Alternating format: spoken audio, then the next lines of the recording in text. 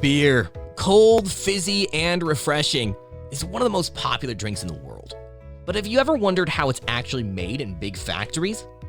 It might taste simple, but the process behind every pint is packed with science, tradition, and a lot of stainless steel. Even though beer is made from just 4 basic ingredients, water, barley, hops, and yeast, the way these ingredients come together is nothing short of fascinating. In modern breweries, beer is made using high-tech machines, massive tanks, and precise timing. Every stage is carefully controlled to make sure each bottle or can tastes exactly the way it should. So whether you're into crisp lagers, hoppy IPAs, or rich stouts, it all starts with the same process. Let's take a journey through the beer-making world, straight from grain to glass. Step 1. Malting. The first step in making beer is called malting. This is where raw barley, just regular cereal grain, is transformed into something that can eventually become alcohol. The barley is soaked in water for up to 3 days. During this time, it starts to sprout, and this is when the magic begins.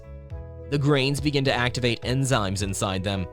These enzymes are important because they'll help turn the starch in the grain into sugar later on. After the barley is sprouted just enough, it's dried out in special ovens to stop it from growing too much. The drying process is what creates malt. If it's roasted lightly, you'll get pale malts used for lighter beers like lagers. Roast it longer and darker, and you get the richer, deeper flavors found in stouts or porters. Step 2. Milling and mashing. Once the malt is ready, it's time to crush it up, a step called milling. This doesn't turn the malt into powder, but it breaks the grains into a rough, flour-like mix called grist. This helps open up the malt so that all the sugars inside can be pulled out more easily later on. It's kind of like smashing open a piñata to get the candy. Except instead of candy, we're after sugar. Now comes mashing. The grist is mixed with hot water in a large metal container called a mash tun. This creates a thick porridge-like mix. As the mash heats up, those natural enzymes from the malting step go to work. They break down the starches into sugars, creating a sweet liquid called wort. The temperature is raised slowly and carefully to help the enzymes do their job just right. Step 3. Lautering. Once the mash is done, we need to separate the liquid from the solid grain bits. This happens in a process called lautering. The mash is transferred to another big tank where the liquid wort drains down through the crushed grain husks. These husks act like a natural filter. It's a clever way to get a clear, sweet liquid without all the grainy chunks. Step 4. Boiling and topping. Now that we have our wort, it's time to give it a good, long boil. This happens in giant kettles that can be taller than a 2-story house. The wort is brought to a boil for around 60 to 90 minutes. This step helps sterilize the liquid, removing any bacteria or wild yeast that could ruin the beer. It also concentrates the flavors by evaporating some of the water. During the boil, hops are added. Hops are little green flowers that bring bitterness, flavor, and aroma to the beer. Depending on when they're added, hops can make the beer taste bitter, fruity, spicy, or floral. If hops are added early in the boil, they bring more bitterness. If they're added later, they add more aroma and delicate flavors. Step 5. Cooling. After the boil, the wort is piping hot and needs to be cooled down quickly. Yeast can't survive in high heat, so the wort has to drop to just the right temperature before fermentation.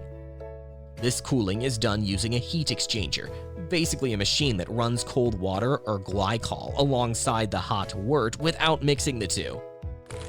Step 6. Fermentation. Now comes the heart of the beer-making process, fermentation. This is where the magic really happens. Yeast is added to the cooled wort, and it gets straight to work. The yeast gobbles up all those sugars from the malt and turns them into alcohol and carbon dioxide. That's right, this step is where beer actually becomes beer. Fermentation usually takes about 1 to 2 weeks, depending on the style. The temperature inside the tanks is carefully controlled to keep the yeast happy. For some beers, especially traditional lagers or high alcohol styles, fermentation can take several weeks or even months. While the yeast is doing its job, flavors develop and alcohol forms. At the same time, the beer starts to carbonate naturally thanks to the CO2 being released. Once the yeast has eaten up all the sugar, it settles at the bottom of the tank, and the beer moves on to the next phase. Step 7. Conditioning. After fermentation, the beer isn't quite ready yet. It needs some time to rest and improve, a stage called conditioning. During this time, the beer clears up, any harsh flavors smooth out, and the final carbonation level is adjusted. Some breweries use special conditioning tanks for this, while others let the beer condition in the same tank where it fermented. Conditioning can take anywhere from a few days to several weeks.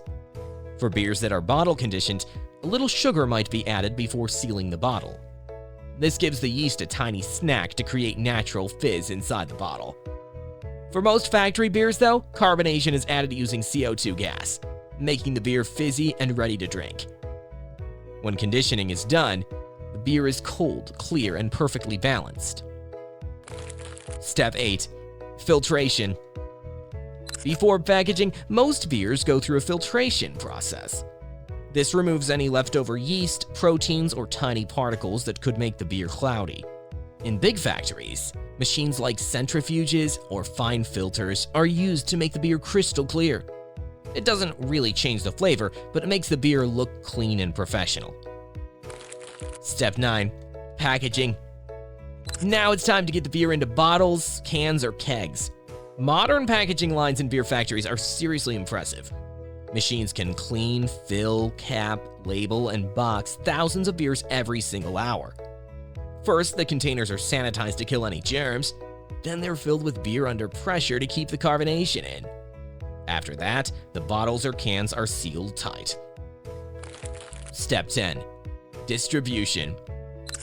With the beer all packaged up, it's time to get it to stores, bars, and restaurants. This part is called distribution. Factories load up the beer and send it to the warehouses. These places are climate controlled to keep the beer fresh. From there, trucks deliver the beer across cities, states, and even countries. Timing is super important. No one wants to drink old beer, so the logistics team works hard to make sure the freshest batches are delivered on time. Once the beer hits store shelves or bar fridges, it's ready to be enjoyed. And there you have it.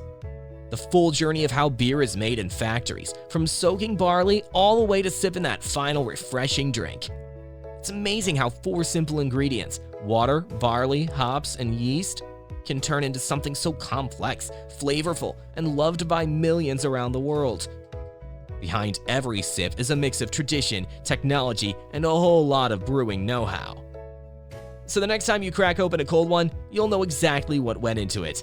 The steeping, the boiling, the fermenting, and all the care that goes into making beer the drink we all enjoy. Don't forget to like this video, hit that subscribe button, and share it with a fellow beer lover. Cheers!